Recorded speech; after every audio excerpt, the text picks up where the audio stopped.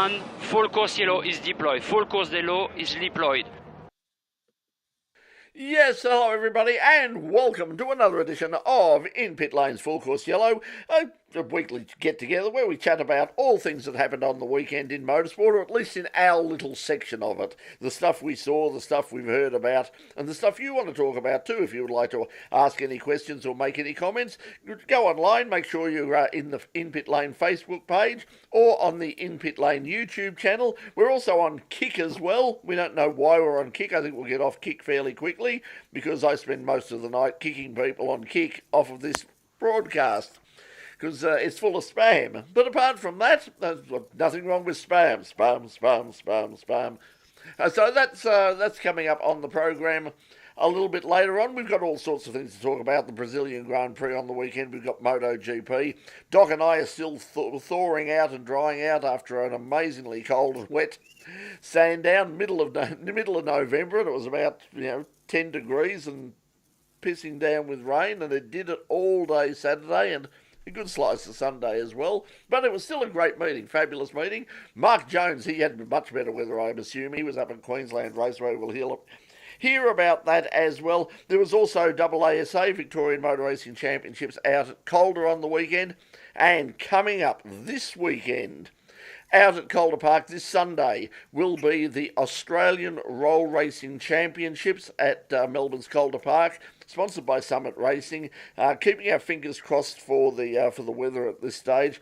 A really big entry list expected for that. Roll racing all day, giving the drag racing a bit of a break because of just because of the sheer numbers of people who want to commit to the roll racing. Going to kick off at the very civilised and respectful time of 12 midday on Sunday, and going right through until about 5:30, 6 o'clock at night at Melbourne's Calder Park to crown a inaugural Australian Roll Racing Championship, and we'll be out there, and so come up and say hi. But to talk about the rest of the things that have been going on around our wonderful world of motorsport, we've got the team as usual. We've got Craig, Doc Latigo, we've got Peter Johnson, we've got Mark Jones, and we have Richard Outram. Guys, welcome to the program. Good evening, all. To quote the Golden Tonsils, evening world. Yes, they're gone now. Yes, They've been melted down. That's it. I do like it. Shows the Sydney centricity of the media. John Laws, Australia. He took Australia by Australia, all over Australia. People tuned in. Perhaps in New South Wales, perhaps even in Queensland. He had about six goes of getting into Melbourne and failed miserably. Whoa. Well, hang on a second. He is a Bendigoite like I am. Thank you. Yes, but in terms of his radio career, once he left 3BO, pretty much in terms of Victoria, it was downhill from there. Yeah, well, we only keep our quality down here, thank you. Yeah, but he was certainly a colourful character. If you ever get the opportunity to read some of his poetry or listen to some of his music, don't. Anyway, I can say I can. I was watching the 7:30 report. There was one funny one last night. What's her name? The lead from 7:30 played at the end of the show. Just the quick one where he has his bourbon and coke sitting on the chair at home, when he was talking to Lee Sales about the Alan Jones affair stuff. And yeah, he just, I don't care. This is what I think of him, and it's all fun. It was only like about a minute, but it was hilarious. But anyway, he has passed away. Speaking of people who have passed away, we've sort of said that every week we've got another sort of legend of Australian motorsport or world motorsport to talk about passing, and this week, unfortunately, that person is John Marr. Now, for those of you who didn't grow up in the 60s and 70s watching drag racing across Australia, and particularly out at Calder Park, John Marr was an absolute legend. His fuel-injected A-Fuel dragster was front-engine car, was one of the most beautiful cars ever seen. I had a huge poster of it on my bedroom wall as a kid, and didn't know John until quite a few years ago, when he came up to me at Sandown and introduced himself. And after he quit, after he finished his time running in drag racing, including a period in Top Fuel drag racing. He began collecting historic cars and raced. I think it was a Porsche at Spa, at the Spa Classic, and a couple of other international events as well. Might have even done the Le Mans Classic as well. But he came up to tell me about that, and once again, it was one of those things where we were going to get together a few times. Both John and his family had been in touch and said that you want to get in, have a chat with John. He's not all that well at the moment, and unfortunately, he has earlier this week he has passed away. Funeral is on the 17th of November, and I imagine that'll be a really big turnout. But anyway, our thoughts and commiserations with the family of John Maher, another legend of our sport who has unfortunately left us. Now, let's talk about the weekend. Let's start, I suppose we have to start with Formula One. And is it all over for Oscar? Is that the end of it? He might as well just, pack up his bags and, come back to Australia and settle in and enjoy the Ashes, because he can't win now. It's finished. It's over. Give the title to Lando and let's call it a day. Oh, you're half right. Keep going. It's going to be a struggle. He's gone, but keep going. Enjoy the fun. Enjoy the last few races. I don't think he's gone. He's gone. Do you reckon he can get back, Pete? He needs to win at least one race, and have Lando score minimal points. But I don't think he's gone. He's definitely gone. He's not going to. He's going to get second or third, but he's gone. No, it'll be a tough call, but he's got a slim chance. Nah, well, yeah, so is Max, but about 2 races ago. But Lando's going to win it. He deserves it. He is absolutely smashing What's wrong with Oscar? He deserves it too. Nothing wrong, but he's not as good at the moment. Well, Norris is definitely the form driver right at the second. He's suddenly come, yeah. I mean, Verstappen's been Verstappen all year, and sometimes the races have come to him or come to the Red Bull, and he's pulled off some blinders as a result of it. Yeah. I reckon we should have put that out. Verstappen's been Verstappen all year. Well, yeah. Well, no, I thought you were talking about the second part. Nobody else would be. The Red Bull comes to the track, or the track comes to the Red Bull. Yeah. But like the McLaren has been the better car all year, but I think Verstappen has been the better driver all year. But the end result is that Norris is out in front, and Piastri and Verstappen, for that matter, needed DNF from Norris to close the championship down. I think what's happened is, in order to counteract Max, McLaren's unlocked something, and it's the same situation as what Yuki and Max are in that whatever they've unlocked at McLaren, Norris is handling it better than what Oscar is, but the gap between the two, Lando and Oscar, is smaller than Yuki and Max. Oh, obviously, yeah. Yeah. I just wonder about sort of the just how Oscar is sort of handling it now, because this is sort of uncharted territory for him. Because when you have a look at his career, I mean, since he left kart, he was successful in karts here in Australia, and then he went over to when he went over to Europe, and he raced in Formula 4, and he won in his first year, and went straight into Formula 3. He won in his first year in Formula 3, then went straight into Formula 2, won in his first year of Formula 2.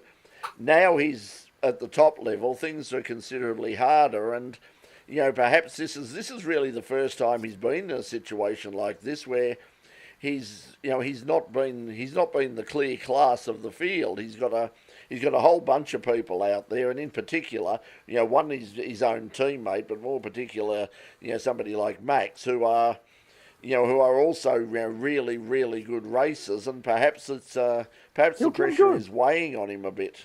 He'll come good. Lando was in the same spot last year. This race last year, 12 months ago at Sao Paulo, he did exactly the same thing. He lost the championship and he was down. He was down the dumps, blah, blah, blah. So, yeah, it happened to him 12 months ago. I have to find him, and he's come back this year, and congratulations to him. He's just absolutely, I wouldn't say his form, he's just absolutely outstanding. He's just driving it. He's handling the pressure well. He's just getting the best out of the car at the right time.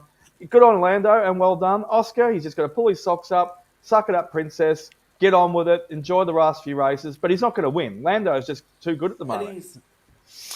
They made And a big thing at the mid-season. Oh, sorry, Peter. That's all right. He's not bitter about it. He's not complaining and saying, "Oh, woe is me." So he's sucking it up. I think in a way he's sucking it up too much, because I think that if you have a look at the sort of stuff he's saying, he's going, "Oh, like it's not the team, it's not the I'm just not, I'm not getting out of the car. They've made changes to the car, and I'm not doing well." And I think that I think that he certainly sounds like he's down on himself a bit at the moment, and that he is questioning himself. Probably because it's the first time he has to do that. Whereas Lando does have that bit more experience, and has clearly done a lot of work in the brake.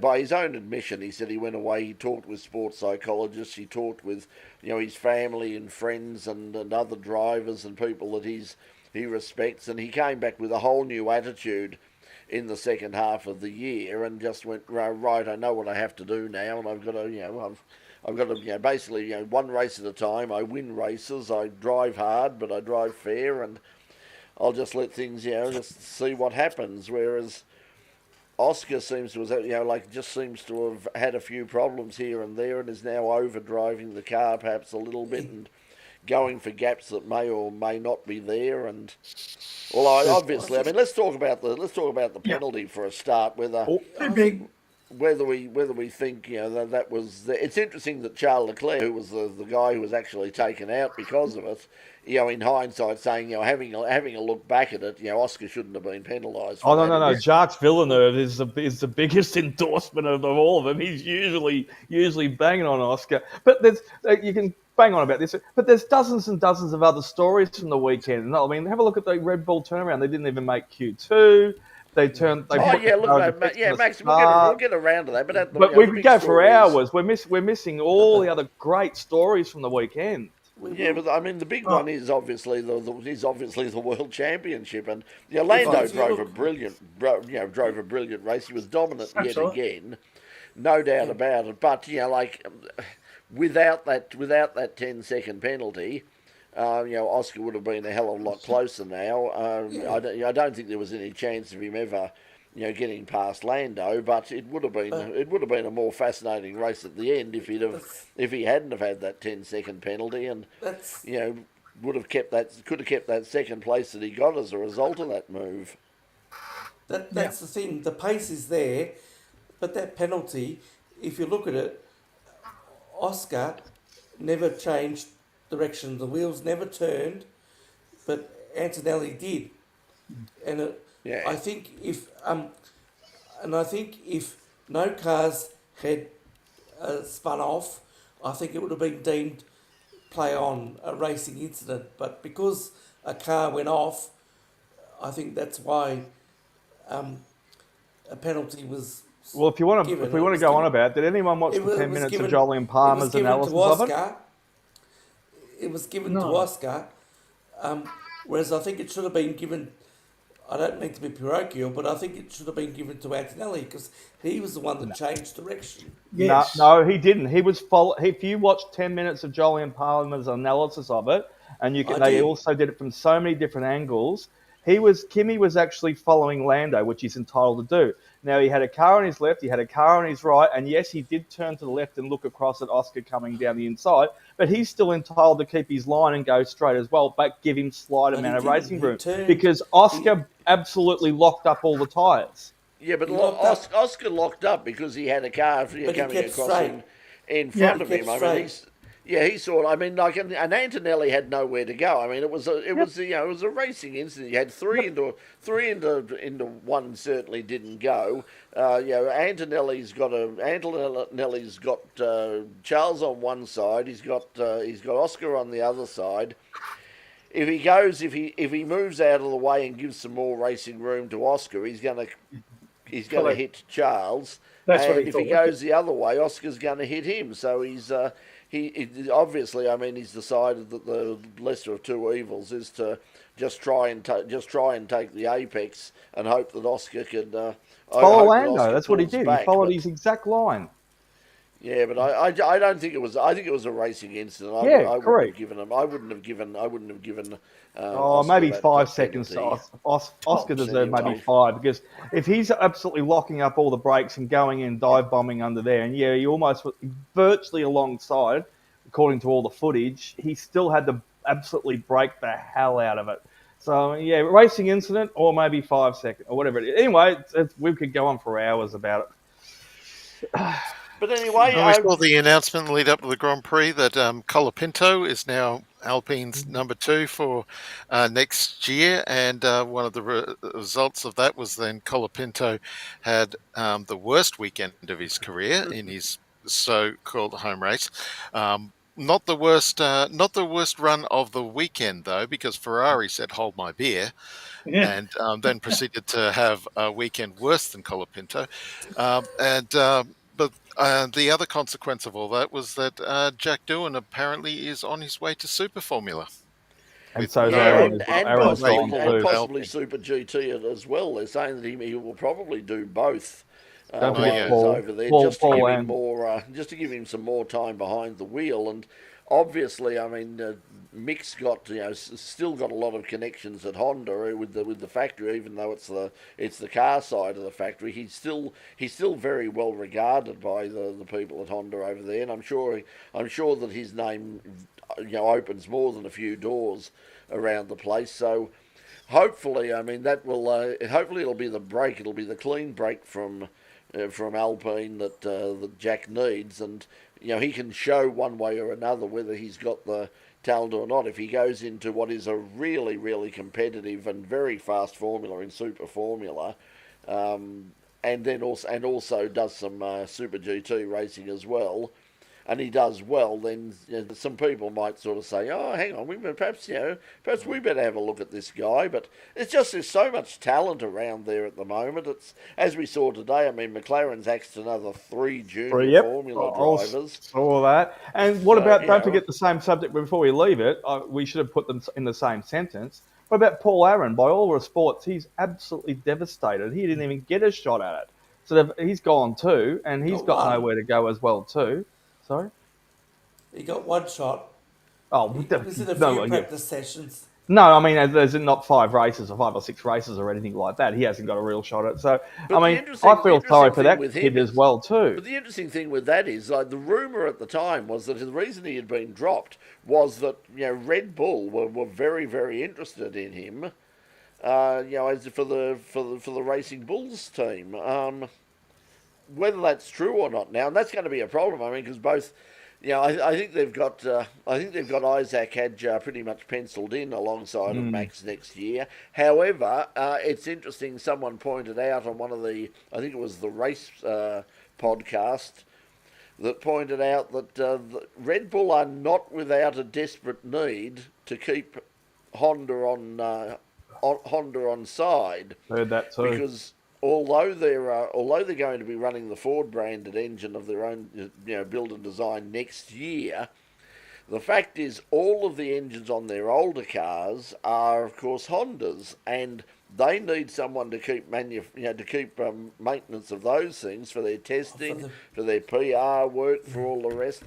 So they need to. They sort of don't want to burn any bridges at Honda, and with Ford's very flaky participation in motorsport over the years, because we know how hot and cold they run. It's like, oh, motor racing is the best thing in the world. It's fantastic. Oh, actually, we lost. No, let's not bother next year. So a couple of bad years. If this engine doesn't propel Ford into the winner's circle with Red Bull, wouldn't surprise me if one day sort of someone in America goes, "What the hell are we in this Formula One crap for?" That was 2 years ago. That thing on Netflix isn't even on anymore. So let's get out of there. Well, but not getting out. Let's just support NASCAR. Did you hear about Pierre Gasly as well though too? How he's talking up 2026 as well too. He reckons Alpine are going to be absolutely on song. All this hard work they're doing behind the scenes, it could turn out that way. Well, at nice to have a decent engine for a change. So yeah, so good on Pierre. He's absolutely that's the thing as well though too. I did saw it was a podcast or something like you, Brett, about why Renault is so 10 years behind and have been flagging for so long is because they buggered up about 10 years ago and didn't put any development into it and got and all the other teams did so far and done successfully since. yeah. So they've always been playing catch ups, unfortunately, Alpine. Speaking of playing catch up, let's play catch up with some of the people who are joining us tonight. Some of the regulars. Eric is with us again. G'day, Eric. Evening to you as well. Also, Phil was out in the wilds of Sandown on the weekend, saying that he'll be in and out. I wouldn't have believed it, but Christian told me so. Yes, Christian dobbed you in and said there, and as Phil pointed out, that he had purple feet when he got back on Saturday night, and I know the feeling. I took off my shoes and socks and went, oh, that doesn't look good. I put my cap on from Sunday morning from Saturday, and it was still wet. Remember? Yes. I have purple feet all the time, and I wish I knew the feeling. Well, that's true, but Pete's getting some cheapies in it, though. Good stuff. yeah, a bit of relevancy there. Box is saying evening to us all. G'day, Box. Mad Cow Mark is with us once again. G'day, Mark. Hey, you're early, MCM. You're very early. G'day, Mark. Paul Van Der Nacker is back again. Good to hear you, Knackers. Yeah, joining in a bit late, but what worries me is that with the new regulations and cars coming in next year, the McLaren might be a crap car, meaning this might be the only chance for either of them to win the championship. And that's part of the glorious uncertainty of what happens next year. I mean, we don't really know what I mean, a lot of people are saying, oh, just, Aston Martin, Adrian Newey, new rules, this is going to be good. It might not be. It might be an absolute crap car, and suddenly Haas or somebody else might come in and go, wow, they found the secret sauce. Haas have been banging on, and Behrman's been doing really well. So well, look at all the extra work apparently that Williams have been doing behind the scenes. So who knows how they're all? You throw all the balls into a chook lotto and spin it around, and out comes a few numbers. I think it was Karun Shandal said next year, good idea, have one Red Bull car and 3 Racing Bull cars. And all the problems are solved. Yeah, true. Yeah, good point. Well, yeah. The Verstappen.com race car and the others. Red Bull on the other 3. Well, speaking of the Verstappen.com race car, nothing's been announced officially, but somebody's had a little word with me to say that, and I think we discussed it a couple of weeks ago, that it was certainly on the bucket list, but there's apparently like a pretty fair chance that we might even see that at the Bathurst 12 Hour. Apparently, it has been talked about with a few people, and if all of the sponsorship can be put into place, and if all of the the conflicts with pre-season testing and all these other commercial commitments come through, there might even be a chance that we will see that Red Bull a pretty shiny disco ball at B12. Ooh. Yeah, so that would be. That would be good. But we are starting to get some entries in for the B12 now, and that includes, we don't have the details yet, but we know there will be a Corvette there. We are pretty certain that, I don't think it's been announced officially, or it's been announced semi-officially, there will be a Mustang there. We've got another Porsche coming across from the Asian Le Mans series, so. Yeah, there's a few, and there's a few people out there. And I also see Team WRT, who said that they probably wouldn't be back. They've signed a new driver for next year, and one of the things that they said the reason he was very keen to join WRT was the opportunity to race at classics like the Nürburgring 24 Hours and the Bathurst 12 Hours. Maybe we might, Jonesy. Yeah, so there is a chance. So perhaps there is a chance that WRT and that BMW will be back again, even when they said they might not be there. So. I have to say it again. Come on, Val. Come and have your birthday here. It would be... Did Valley ever get a Nürburgring 24-hour run in? Because he's been sort of committed to the World Endurance Championship, and the rounds have sort of a little bit clashed. Not completely, but sort of partially. And so remind me if Valet ever did get to do the N24. Yeah, he did. Yeah. Yeah, I'm pretty sure he did this year's 2024. Okay. I didn't Yeah, remember. so I'm not 100% sure, but I'm pretty sure he did. I'm almost certain, but I might be wrong, but I'm pretty sure he did. Yeah, Mad Cow Mark pointing out that somebody from Formula One saying that you don't even have to set the car up, change the setup less than a millimetre higher and you'll lose half a second. That was one of the problems that they did have. McLaren said over because of the state of the track and all the rest of it, they were very worried that they would fail the plank test at the end. So they did raise the height of the car after Friday practice. No, and they Valet said didn't. really. Valet didn't compete in the 24 this year. Oh, he didn't, did he? No, Okay, he has. I He thought still had. said he still wants to, but of course he wants to compete in everything. But no, he Of didn't course, make it. yeah, as you would, and as he can. Oh, how He's very good! But lucky. while we're on, and just quickly before you jump back on your word, even on Bahrain on the weekend, he's in the car driving, gives a little wave out the window. He's just so yeah.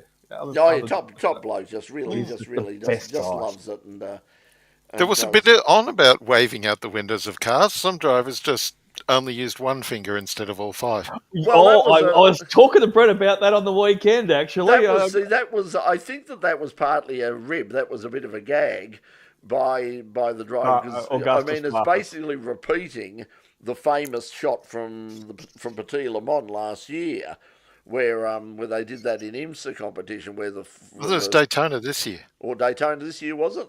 Where they did the finger, and that was so it might have been sort of we started the year with the finger. We're going to go out with the finger, but WRT they got a lot of merch, sold a lot of merch as a result of that. They should just bloody put a little decal on the next, just behind the B pillar, and just anyway, I don't know when it does that. So Fafa's got no, I won't say that. Oh, go on, go. Keep it clean, but try. I'm not sure they can now. Now that I've preempted the joke. We want to go on the WEC while we're on it anyway, since we're on the subject. We'll just finish off the their box also saying don't forget the Cadillac will be joining next year, so that's another wild card. I wouldn't expect them to be in their first year to be something to for them to be ultra competitive, but you never know. I mean, obviously they've got sort of some big money behind them and a lot of talent, so but I would doubt that they would be at the front of the field. But there's certainly another team to look at. On another thing, talking about Sandown, Mark saying here, John Bowe for a win at Sandown. Yeah, John Bowe making a comeback to Touring Car Masters this weekend. Purple Tirana. Yeah, in a brand new purple Tirana from his mates up at I think it's with Bendigo Resto. They built his A9X and his L34, and now they've built the two-door version for somebody, and they got John to go up to Winton and have a bit of a sorting session for it, and he did very well and seemed to like it a lot. And they said, "Hey, Howard, would you like to drive this at Sandown next weekend?" And I think when you say to John, "Would you like to drive a racing car?" you know what the answer is going to be. Yeah, you never get to finish the sentence. No, so Bowie will be out there on the weekend, racing in Touring Car Masters, which will probably be the best. I think the response of the day. I think the response, Jones, is yes, I did. Mark saying that Caitlin Clark will probably get a drive next year in Formula One. No, probably not. Might be off a bit. Might be a few years away. Probably quite a few years away. What's the bookies say? What's the odds? I mean, look, it'll be. This is going to be the thing. I mean, if they're going to. If they do need to, it would certainly be a huge thing and a massive benefit for the sport to get a woman into Formula One. But she has to be competitive. has to earn. There's no point sort of having someone who runs around sort of a couple of seconds off the pace, Just for a because it'll quota. because then it'll just let all the thing go. Oh, there you go, proof a woman can't drive. I mean, as we've seen in obviously it's a very different sport, but as we've seen in drag racing, I mean, drag racing in America now, Top Fuel, Brittany, I get them mixed up. Brittany Force, in her last ever race meet, set a new national record in Top Fuel, new speed record, new track record, won the last meeting she competed in. She's going off to have a family, so with Graham Rahal.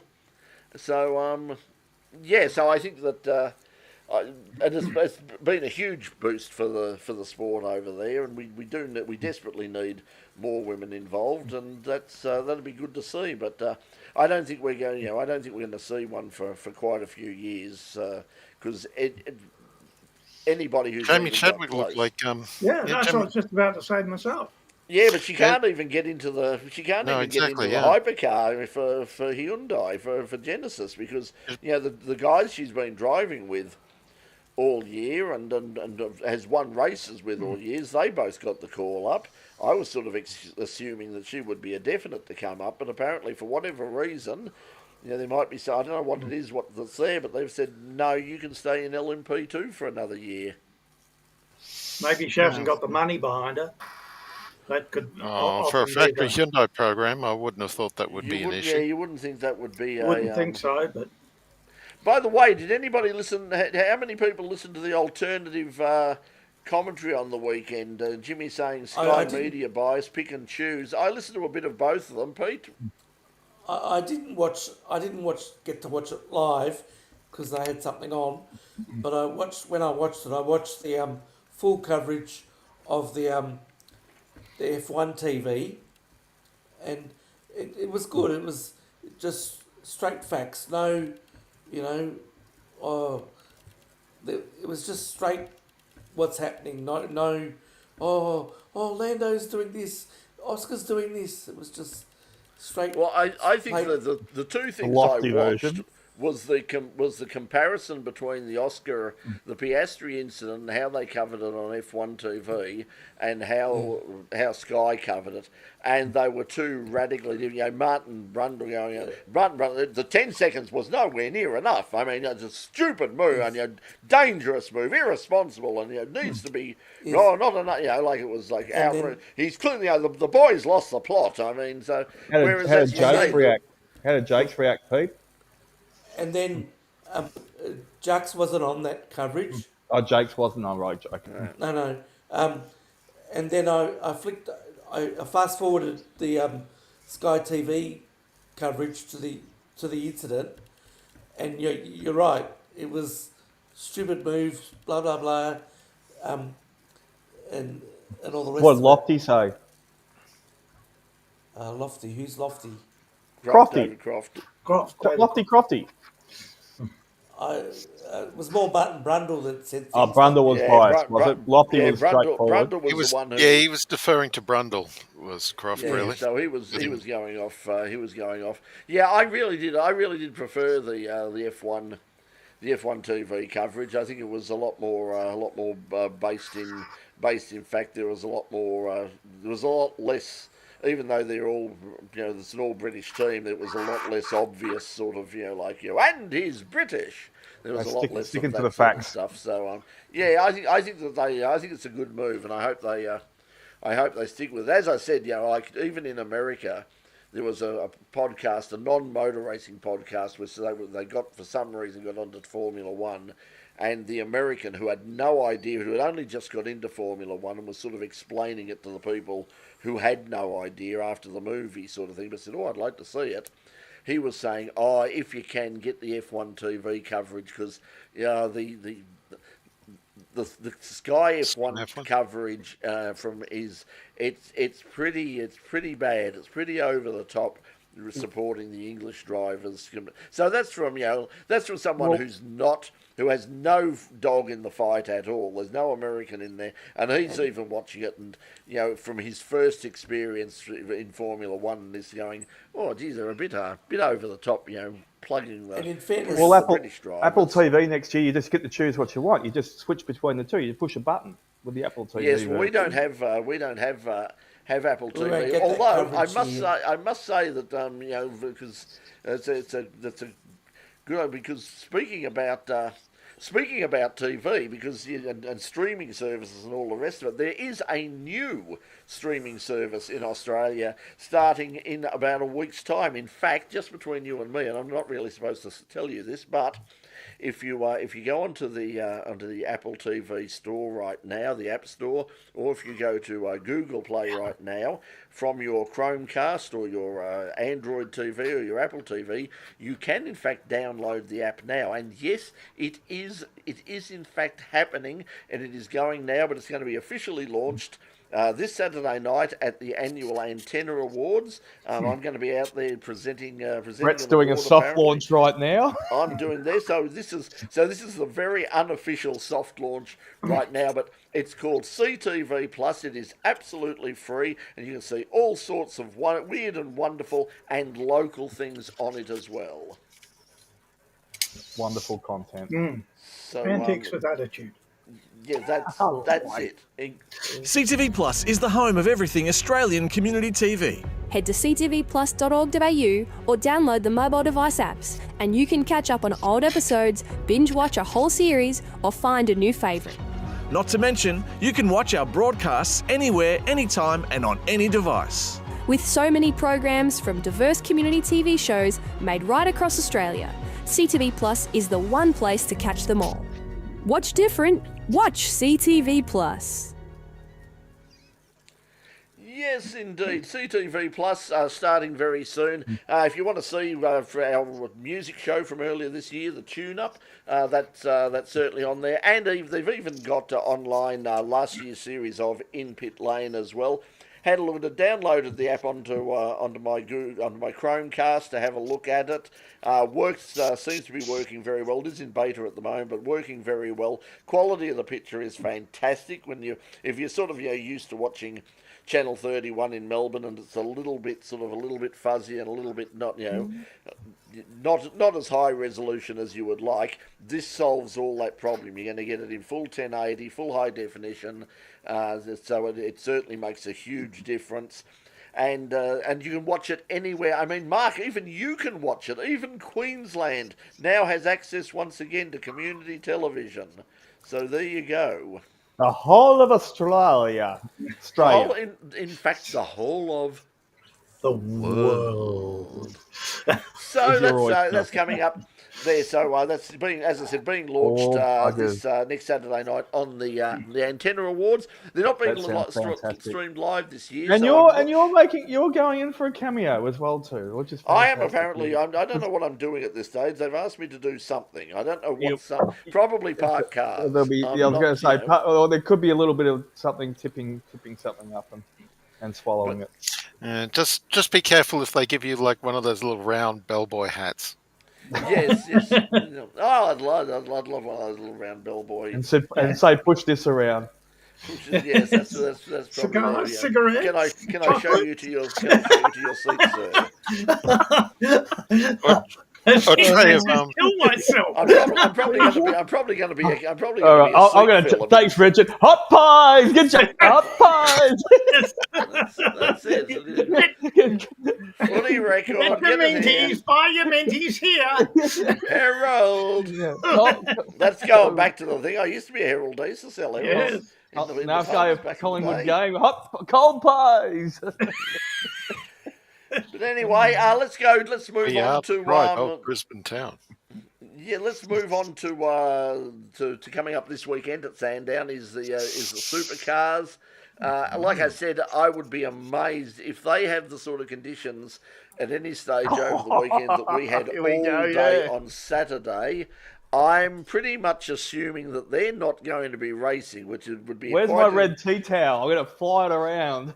Yeah, I think the red flag will be getting out. But hey, listen, if you do, just be aware that conditions could not have been much worse at Sandown on Saturday, and they kept racing. These old men and amateurs, they kept racing. So Just saying. And that's, Qualified amateurs. and that's what I said at Bathurst.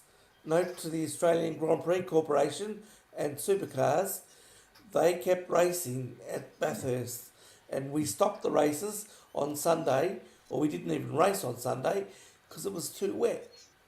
Yeah. I think that that's crazy. The forecast for the weekend is certainly nowhere near as bad. There is showers. There's showers forecast. I know for Sunday because of the Australian Roll Racing Championships out at Calder. We're keeping our fingers crossed, but the forecast at this stage is for showers. But yeah, the Saturday was just insane. But we will have online, as I said, over the weekend. Doc and I did a lot of. Did a few interviews. We caught up with our friend George Vidovic with his fabulous McLaren M6, which he was out there. And George, being George, it was most entertaining, and it was his birthday. I was going to say that's how I was supposed to meet Brett at 10:30. It turned out to be after 11 because I walked past and I saw George and I waved to him and I said happy birthday, and the rope I just got pulled in. And I couldn't leave for about half an hour. So I thought I've got to catch up. Well, just while I've got you, have a. He's absolutely lovely. He's very enthusiastic about everything, and he was very keen to get the car out. Unfortunately, did put it on the dummy grid. I got some shots of it heading onto the dummy grid and heading out onto the track, and I think it got as far as about 100 metres down the track on the warm-up lap, and the gearbox went to pieces. However, George, as you will see in the interview, George will be with the McLaren down at the Geelong Revival, and to see that car on the curved quarter mile down on the Eastern Beach foreshore in hopefully good weather, it'll be absolutely fantastic. And there's a special treat if you go in there. You'll see it in the interview. If you head to Geelong and give George a special sort of greeting, he will give you something. It won't be a mellow yellow pass, that's for sure. Yes, it'll be fantastic stuff. So George there, and the good news is George is going to keep the McLaren in Australia for the rest of the year and also into next year. The car will be at the Phillip Island Historics, and probably more exciting is it will be at Malala. It's going to the Malala Historics as well. So if you're in Adelaide, and I think to see that car running around Malala would be a lot of fun. He's got a checklist for the next 12 months to meet. Yeah, okay. So do we want to say anything about coming up this weekend, or is it there's nothing to say about apart from the fact that yes, it'll be on. It'll be wet. It'll be wet. Well, You don't want to go off track. We've got a number of support categories wrapping their seasons at Sandown, of course. Touring Car Masters and Super Utes and Tour de Gazoo Racing and Porsche Sprint Challenge are all on the Sandown program, and presumably it's their final rounds of the year.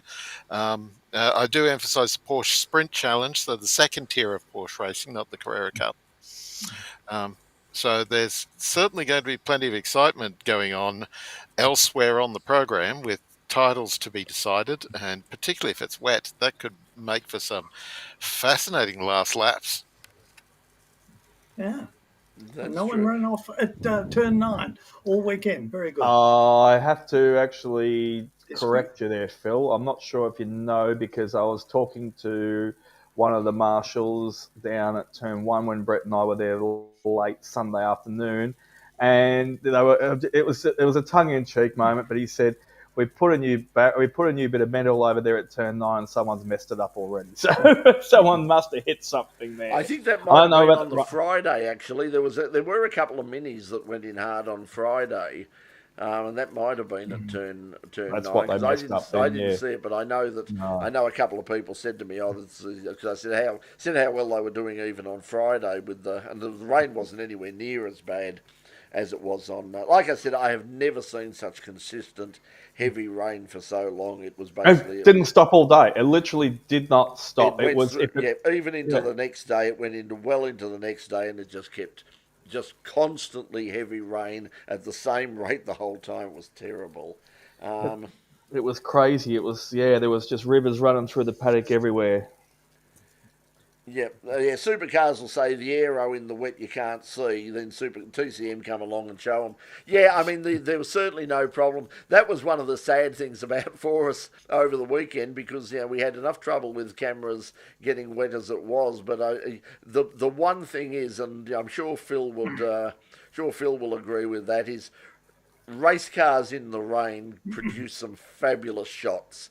And watching on the Saturday, watching Andrew Medicki in the March, he's another person that we spoke to, watching him in action coming onto the main straight with huge rooster tails behind me. And on wets, of course. On wets, of course, but just absolute mastery of the conditions. And you could. The thing is, because it was so heavy, you could actually see the aerodynamics. It was like being in a giant wind tunnel because the rain was so thick, you could see the effect that it was having on the cars, and it was fabulous to watch. It was just wonderful stuff. Don't you love the effect of the wing, and you can see it being pulled up into the air and then chopped off? Up the back straight. You knew you didn't have to see it because he was behind. It was so low. It was behind the safety fence, but you knew where Andrew Medecki's car was by just this massive rooster tail just going all the way up the back, and it's like, oh, there he is. It was very impressive. Great meeting. Phil saying got some ripper shots between T1 and 2. The rain was crazy off the open wheels. Yeah, it was great stuff. So looking forward to seeing those. We'll no doubt catch up with some of those shots from Phil. And if you were competing on the weekend and you want some of those shots, you give Phil a call. Apparently he's got up here that Phil will be coming out again. I think it's either Sandown or perhaps it's just down to Geelong, wherever it is. But the dreadlocks will be back, so people will be able to recognise him again. Oh, he might if he's grown a rug. Only joking. He took the last lot off for charity. Well done, Phil. Love your work, mate. Yeah, so it was a great day, and well done to everybody, to all the officials who stood out in the most. Lucky they dug out. They found some new buckets of some overalls and some high vis, and that got found. The apparel got worn very quickly. When I rocked up the circuit, and I said, "Geez," I said, "they're looking pretty bright today." And one of the photographers, I think Beck from. She's a photographer, professional photographer around Australia too. Beck said that was the first thing I took photos of as well, though. Too, you don't usually see them that bright out there. Yeah, they had some. They had the nice orange gear on, so keep them dry and a bit warmer. Keeping them dry and warmer, or trying to keep them dry and warm. There was no way that you could keep dry in that. It was just horrendous. As we found out with the camera, I took the cameras, dry. There was water sort of dripping out of them. Next right, it's like, oh no, we kept that dry. No, we didn't. It just got everywhere. I was on the phone yesterday morning, just after 9 o'clock, and got a replacement battery already on its way. That's we lost a battery on from. Thankfully, it was one of the older. They're all old cameras, but the camera itself wasn't damaged, thankfully. But unfortunately, the battery is. And the problem is, what the hell do you do with those lithium-ion batteries? Because I was going to. I went. There's collection points everywhere these days. Not for those. No, I checked on that, and it's like, oh no, the mobile phone batteries, little batteries, all. Not those things. The one at Bunnings, you're allowed to put it in the bin. Just throw them in the bin. Well, that's why I've got it down. It is sitting out in the back in the rain. Because what the story was, I got up on the Sunday morning, put it on to recharge. I didn't look at it. I just got home, unplugged. Boom. I think it was fine. I put it in. I put it into recharge. I got up the next morning and I walked into the garage, and when I looked down at it, it had bulged up about that much of there, and the case was cracked, and I went, uh-oh. Just going to take a step back to second what you said. Aren't you going to Calder this weekend? Yeah. Or you take the battery with you. Yeah. I suppose. Yeah, it'd be at home. Let's face it. If you're gonna dump bury it under the Thunderdome. Yeah, I think it'll be happy. With the other ones. That's what I say. Just take it to Calder with you on the And some of those cracks in the Thunderdome, you just drop it down there, and you just wait for a pretty year. much And so. bottom Mini explosion, Richard. Paul saying Phil's easy to find. Look where the crashes are happening, which is the That's how you opposite get to red. us, as I said. If Brett gets frozen. I'll just quickly get that graphic down the bottom there. Phil was just saying, Beck's from Rev Photography, but my apologies, Beck. If you're listening or watching, I just it skipped my mind for a sec. She's always at most of the circuits. Well, before Brett comes back, we might as well get the WEC out of the way. Otherwise, we'll just keep raving on all night, because that's why I put Kazoo Racing behind me, and he's offline. I know he's back. He's on his way back. Yeah, I'm back. We just had this thing. We've got a problem with EV Mux. They've said themselves that EV Mux it doesn't like the new Apple operating system, because Apple put in a lot of security, and they don't like security. This mob don't like security. They want to be able to read your email. And your PayPal account. It's already got 12:50. I thought we'd just quickly, the Bahrain WEC was on the weekend, and Gazoo Racing took a 1-2 clean sweep, and Ferrari took a 1-2-3 drivers championship and a construction championship for the year sweep. Yeah, the consolation prize for Toyota. I mean, they've not been really competitive all year, and then they come to the last meeting and they've got a 1-2, but they've done, so that will keep them in place. But it's interesting. I think that there is a lot of a growing amount of disquiet in the World Endurance Championship about just how much Ferrari's been able to dominate, and it just seems, and also the hypercars in general. And the interesting thing is, the ACO have said today that they will not give any special dispensation to the private Porsche teams to run either at Le Mans or in the World Endurance Championship next year. As far as they're concerned, Porsche as a factory have pulled out, and therefore, if you want to race in the World Endurance Championship, you get yourself a car other than a Porsche. Along with that too, Brett, remember they said they've got to run 2 cars. They can't descend to 1. They've got to put 2 in as well too. Which is what got rid of Lamborghini ultimately, because they said, look, we just can't afford 2, and they said, well, I think they probably thought, for the good of the championship, they'll probably say, okay, we'll let you get away with 1, but that's not going to happen. They want a factory entry. They want 2 cars minimum, and if you want to race any customer cars or sell any cars, you've got to have a factory team there. Which is why McLaren are getting back involved, because McLaren want to sell that new car of theirs that they're going to race at Le Mans in 2027. So that's the only reason they're in, because they said, well, you can't, if you want to build a car and sell it, you're going to have to race a couple. You're going to have a factory team. So that's why, and I imagine Ford is the same. But it's a shame. They're trying to push the Porsche privateers over into the Asian series. Possibly, that's one of the things that they can do. The interesting thing about the Asian series, the Asian Le Mans series, and it's making me sort of want to try and find a way of getting perhaps to Sepang next year, or even for this. I don't know whether it's going to make it in time, but the first hypercars for the Asian Le Mans series have been announced, and they're going to be the 2 wingless Peugeots, which is very interesting. First generation 9X8, yeah. So the first, so when they were sort of, they were fiddling around with them, and they were just starting to find a bit of form, and they went, no, we're going to go back to something a lot more conventional. But there's a team has bought these 2 cars and is going to run them in the Asian Le Mans series. So that'll be fascinating to see those cars, because that was a very interesting experiment. And the circuits will suit those cars at the moment, because they're very new circuits, they're very smooth circuits, and that was where the problem that the Peugeots had is they were very susceptible to any uneven ground, because all of their downforce the majority of their downforce was coming from the undertray, from ground effects, rather than any sort of wings. So be interesting to see them in action. But so we do have a couple of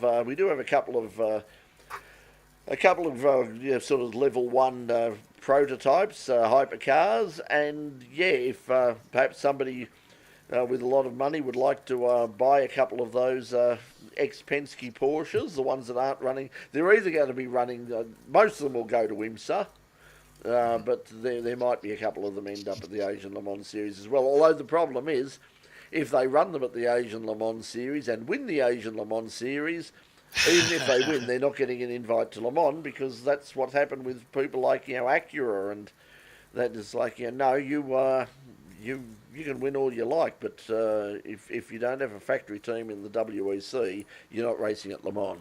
End of story. That sucks. Yeah. Yes. I'll do a quick bike wrap just for 2 Porsche, seconds. And are sorry, Porsche going to lose go. their GT3 team as well because of this? Like, will they be apparently invited to... that's what they're saying. There's nothing been announced, but certainly Graham Goodwood from Daily Sports Cars, who's obviously the chief commentator for the series and has a lot of ins there, he was of the opinion that that's probably what's going to happen, that all of the Porsches will go, because Ford are coming, although as they said they gave special dispensation to get a couple of Mercedes in there, so it'll be interesting to see what happens with the GT3. It'd be a tragedy if you imagine going to it would be the first Le Mans in absolute 50 years or more where we hadn't seen a Porsche. And Manthey just won the championship in LMGT3 as well. Yeah, so they'll be back. It's interesting. Porsche are apparently going to sell their stake in Manthey as well, because Porsche's in a lot of trouble. They put all their they decided hey, let's go let's go electric, and people who buy Porsches are going, no, let's not go electric, and they just didn't sell. It was a big problem, and the problem is that they've got these is the German government over there, because I saw this actually from DWTV, which is the German public broadcaster over there, on their news, and they were talking to somebody like one of the automotive journalists over there, along with a representative of the government, and the journalist was saying, well, Porsche really are have shown that people who buy Porsches are not interested in buying electric cars, so they're going to throw more attention to internal combustion engine. And the person from the government said, well, if they do that, we would rather we would rather the company went broke than them going back to internal. They are not going back to internal. People will just have to get used to driving electric cars as far as we're concerned. So, yeah, it's going to be difficult.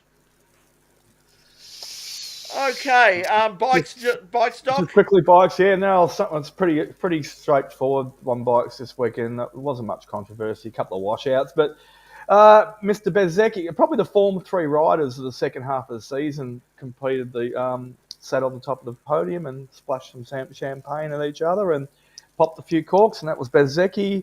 A. Marquez was number 2, and Pedro Acosta was 3rd. Thriller, Miller, Jackie Boy only got 12th. He's just had that year where he just. I'm not trying to use that tone of voice again, but he doesn't go up as the race goes on. He sort of drops off, from whether it be tyres or the bike, whatever it is. So, anywho, he's got a gig next year. So, anyway, he stayed on for the whole race this time, and probably the biggest takeaway was, and it hasn't happened since 2017, was Pecco Bagnaia had a very topsy-turvy merry-go-round, swings and roundabouts, whatever you want to call it, snakes and ladders, second half of the year, or whole year, really. It was his 4th DNF in a row in the main race, not counting the sprint. So anyway, as we all know, it's pretty much the season's over and done with. But as Brett has down in the bottom of the ticker there, on cue, Mr. Jorge Martin will be back for Aprilia for the Valencia final. So that's it, done and dusted. Bikes No are good. worries. And just quickly, Mark, you're at Queensland Raceway. What's a quick wrap up there? What a state round? Double ASA or Motorsport Australia? Double ASA, and the headline act for those meetings is almost always the XL Cup, and it was the season finale for them, and Zane Rinaldi's younger brother Luke Rinaldi held off against a late charge from Tyler, a late season charge from Tyler Collins to win the championship. Tyler, former national XL champ, and it's been a fantastic and fascinating season-long battle. The standard of racing this year has been wonderful in the Nankang XL Cup up here, so it was fantastic to see and we had some brilliant racing amongst them. We had the 4-car battle for pretty much the entire weekend with Rinaldi, Collins, plus Jackson Cooper and Caleb Patterson. And the four of them just went out. Patterson got the most race wins in the end. Rinaldi did enough to. All he really needed to do was to finish ahead of Collins in each race, and that was enough for the title. Queensland Touring Car Championship wrapped up. All of their classes had actually wrapped up at the previous round. We saw we saw Hudson James, young fella who's been coming up through the class, a guy who's come up through Rod Dawson's V8 Experience organisation, and he got his first pole position and cleaned up all 5 races, not without some effort. And certainly he had to fight for those 5 wins. In replica tourers, Jason Grimman in his not his usual Commodore, is running one of his customers' improved production car Commodores instead of his own. Replica tourers are on their way to Challenge Bathurst, so Grimman took the opportunity to race one of the improved production cars that he prepares for that runs on the CAMS Championship and raced near Cole Organ Moore's Commodore, and he won the round there. Trans Am's had their season wrap. It was John Prefontaine won the weekend in the Trans Ams. The champion Andrew Eds wrapped it up at the previous round, and he travels all the way from Newcastle, so he sat out the last round. The hot hatches wound up, production cars wound up Supercars. The Queensland Supercar Club was celebrating their 50th year of motorsport this year, and they celebrated a bit with the battles of.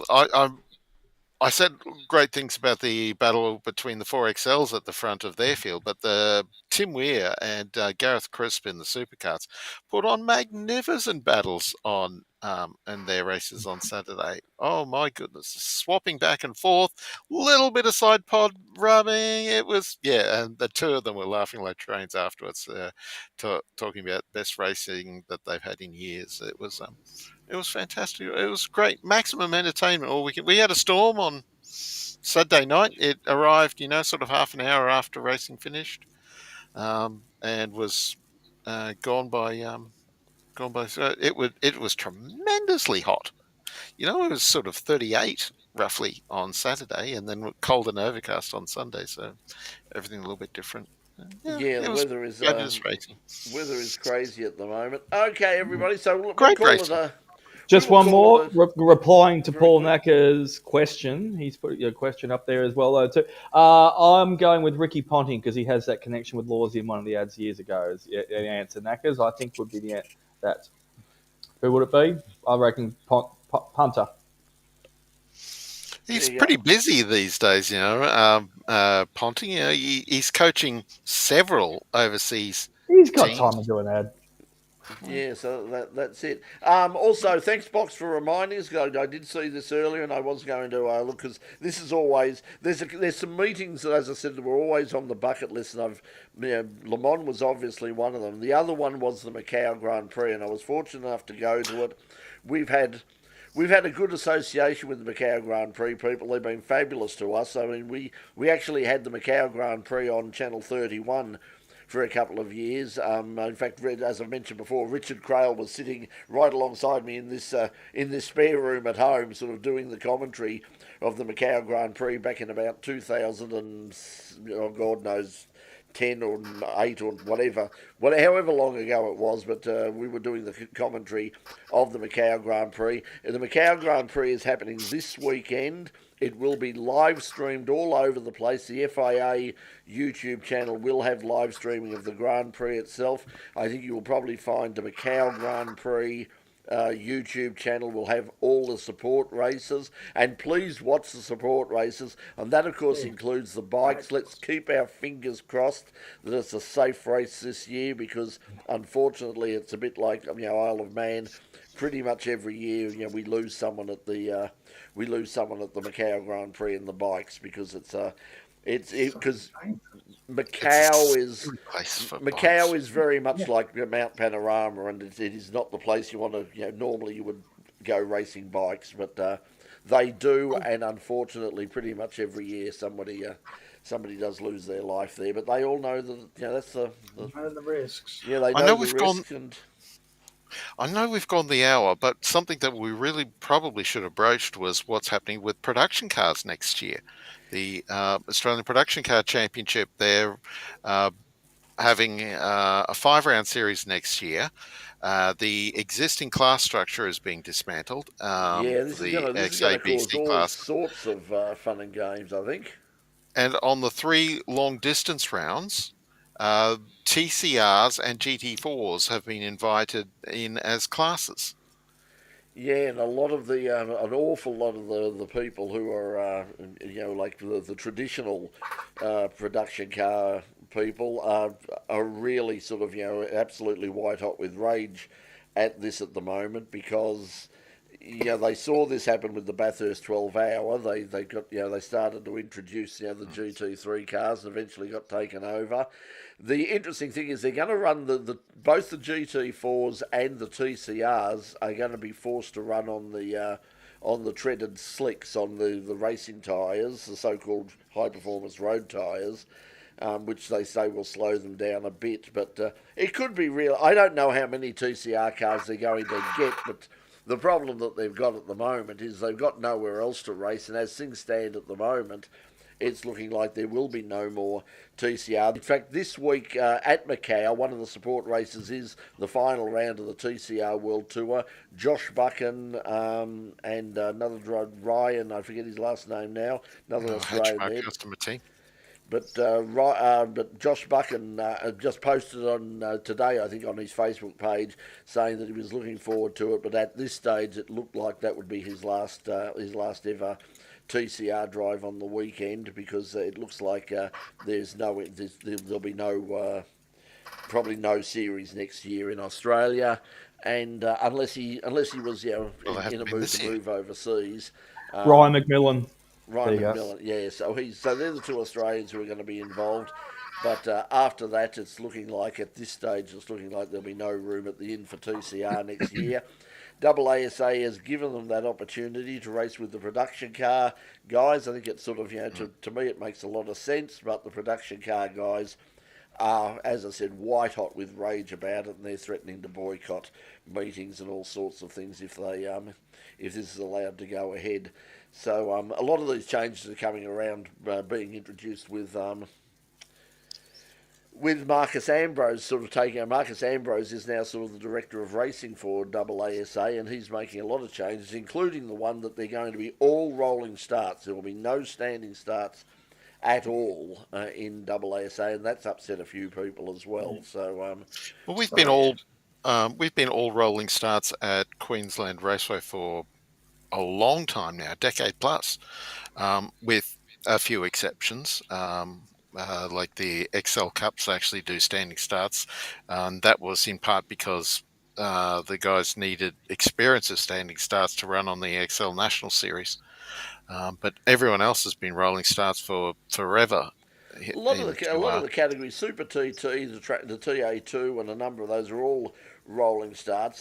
But there's a couple of categories that just said, like particularly things like Formula Ford, and the Formula Ford National Series is sort of moving there as well. So AASA are sort of putting their hand up and making themselves sort of more of an alternative to Motorsport Australia, and I think it's going to be interesting because a lot of the conversations I had, particularly Friday out at Sandown, is that there's an awful lot of anger against Motorsport Australia right now. I mean, in the historic ranks, people are just absolutely furious with some of the things that are going on. A lot of people have just said, look, I've got cars. They're 25 years old. We can't run them, we're going to have to sell them overseas. And I had quite a heated, discussion with somebody from Motorsport Australia, because I said, like, people are going to sell their cars, and his attitude was sort of, oh, well, so be it, it's up to them, if that's what they want. I said, how long do these cars have to...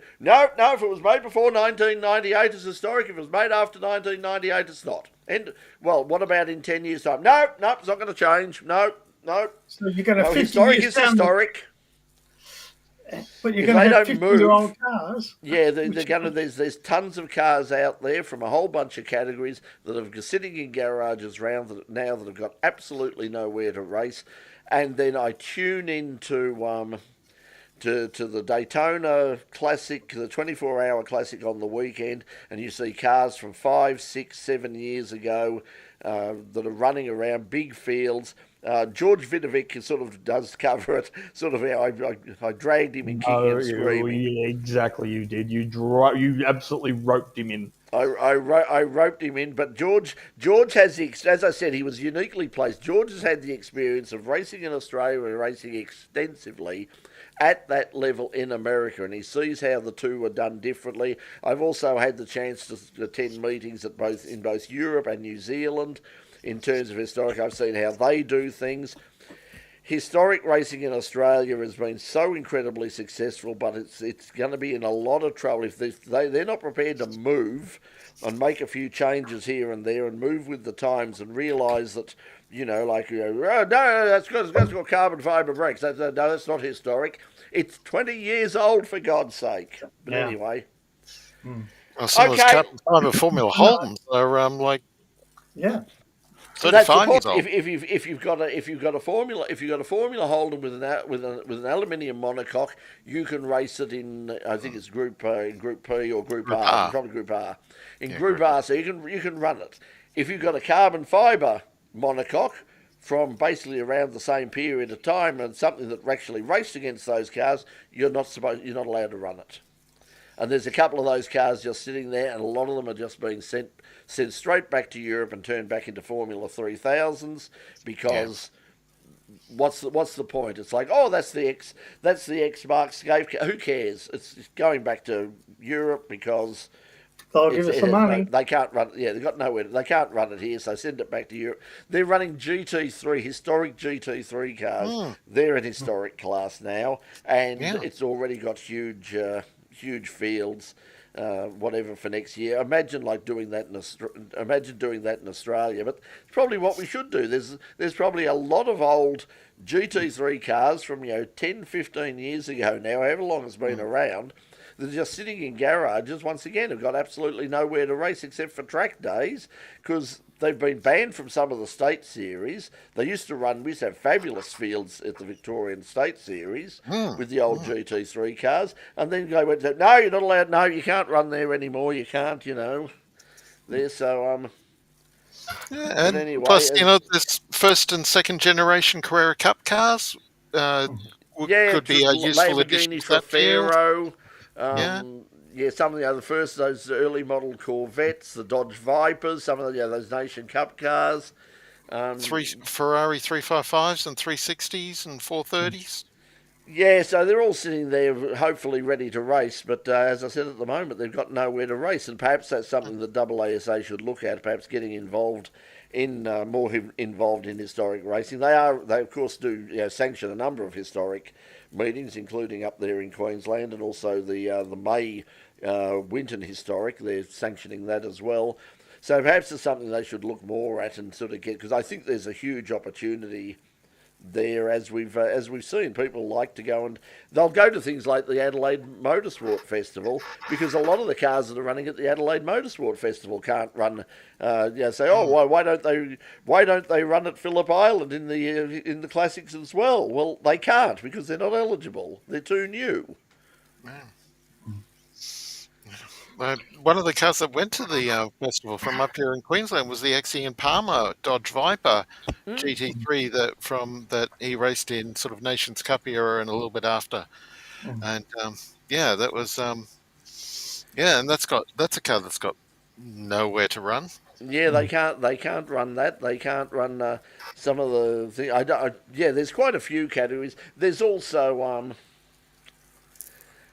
There's also we're now just shooting the we're now ad libbing. We've gone we're into rant mode now, Mark. In case you in case you're wondering, all pretense that we're doing some sort of a show is now out the window. We're now in rant mode because it just made me very, very angry because there were so many people who came up to me and said, "Oh yeah, I've got such and such a car, but I can't.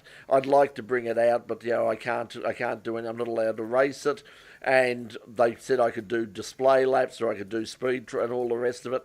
The other problem is they're not allowed because of that whole thing about the Formula 5000s. There were 2 Formula 5000s running on the weekend. The only reason they were allowed to run, there was Bill Hemming's car and I think Rob Slat's the March there.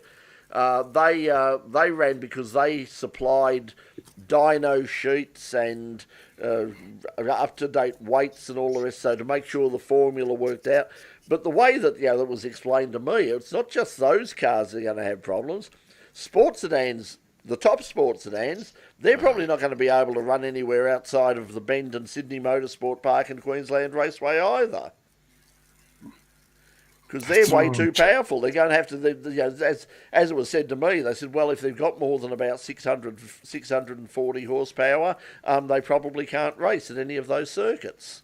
So for people like Brad Sheriff and all that. What's that going to do for like combined tours at Bathurst? And well, that's why they're running at an artificial race, like lap. They were given a maximum lap time. Yeah, that's right. Yeah. Of 2:08. Now they've changed that for next year. They're going to bring in 2:06 to let them in. But I think it's the same sort of thing that they're going to have to, if they want to run, they're going to either have to put in more weight or dial back the revs to make sure that they're not peaking out at the power. So that they're putting out, I think it's basically the sort of power to weight ratio of some of the Mark cars in their original form is probably the top end limit. After that, I think for like a car like Steve Tomasi's car and the Calibra and some of those cars, and not like Brad Sheriff's new Nissan and all the rest of it. They're going to have trouble racing there because they're going to have to dial back the wick so far or put on so much weight in order to get under that limit. They're not going to be able to race. So in that case, why bother? Why don't you? If I had something that, like some of the cars that say Geordie's got all of that, I'd just say, look, I'm going to, or I had Formula 5000. If I won Taslotto and I bought a Lola T332 from somewhere, I'd probably say, look, put it, send it. Don't bring it here. Send it to somebody in New Zealand, and I'll just pop across the pond and I'll race over there because there's no point even trying to race here. Geordie's bringing a new car into the country for himself, I believe. Probably a Super GT Nissan. I could only see the back of it. He's only showing the back. He mentioned, but I think it's a GT300, isn't it? Could be, because he doesn't mention. I haven't seen him for a while. That was the one. That was the one that he was talking to me about. Unless he's found another like full-on Super GT car, and that would definitely not be able to race under Motorsport Australia regulations because they're as quick as an LMP2 car at some circuits. They're amazingly fast. That's GT500s, yeah. The GT500s they're amazing cars. The GT300s are effectively GT3s. GT3s with a few bits and bobs, to cater for like the mother chassis and all that. If you don't know anything about that, have a look at Sam Collins, Sam's the Pits YouTube channel, and he's got stories on the mother chassis GT300. And it's a fascinating story, and it was a really clever idea that just didn't really take off because they got swamped by GT3 cars basically. But it was a good idea. Is that the Subaru one? Yeah, the Subaru's GT300, the Prius, the Toyota Prius was a GT300. It was very good. It was basically Mooncrafting as well. Yeah. Yeah, there was a Lotus. There was quite a few of them. I had a look at them at had a good look at the Subaru at Sepang, and it was a beautiful bit of work. And as soon as you looked at it, you went, "Oh, I'd love to see a sports sedan version of this." But once again, you couldn't run it because the aero, it's got like little flaps here and little openings there that would be banned in Australia. So what the hell? Okay. Yeah, I think I agree with this. Is what I said. Would be too hard. Just put in a rolling 25 years in your historic rule, which I think they had in New Zealand. I think that's the way. Certainly was the way they used to run it, and I think it was 20 years. I think it was sort of 20 years. So if it was logbooked in, at the moment, if it was logbooked in 2005, it's now eligible for historics. End of story. Not a problem, as far as I can see. But I was told, no, that we'll see all sorts of new cars coming into the don't fit in the spirit, and you can't have some of them. You'd have early model supercars, and they'd be running against Group A cars, and it wouldn't be right, and it would be like it would be like lion sleeping with the lamb, and against the word of God. So whatever. Anyway, we'll see you probably next week with see what Sandown brings us. And you look interested to see what sort of crowd they get out there for that event. I won't know unless I happen to drive past and look over the fence or something, because I'm certainly not paying $125 or something to go. So we will find. I'll watch it on television along with everything else that's. Along with everything else that's happening on KO and other places as well. Oh, yeah, and well done Sydney Dragway on the weekend too. Another great meeting in the National Drag Racing Championship, their final meeting of the year, the Nitro Nationals. Fabulous cars, great racing. If you have an opportunity, if you haven't seen it yet, go to 7+. There should be some highlights on there as well. And remember, speaking of Plus, CTV Plus, now available, not officially, go and download it and watch all sorts of things. There's In Pit Lane, there's Fletch and Classic Restos, there's Bumper to Bumper, there's lots of car stuff there. The tune-up, if you like live music, the tune-up's there. Fishing shows, hunting, camping, fishing, which apparently is BCF. Outdoor, let's go outdoor shows shit. galore. Yeah, I mean, getting up to your neck in cow shit and all the rest of it. They love that sort Even of stuff. Even Cash for what used to be on After Us sometimes. Yeah, that's right. Cash for there. Local wrestling, pro for the Melbourne City Wrestling. I think Riot City Wrestling. I think is on. Is on And CTV not forgetting, Plus if as you well. want to do your Pilates or you want to listen to God, they're all over it too. Yeah, they've got all sorts. And the thing is, we keep talking about if they keep talking about local content, and there isn't any local content on streaming services. This is even more than SBS, even more than the ABC. This is a station which has pretty much nothing but local content. So if you want to support Australian content, if you want to support Australian voices, get behind CTV Plus, download it. Especially the wine shows. Sure, you've got wine shows. There's a beer show. There's all food shows. Classic Italian, Antiques with attitude. Everything. Let's get out of here, everybody. Let's get out. Yeah. In the Macau Cantonese language, this is true. Bye.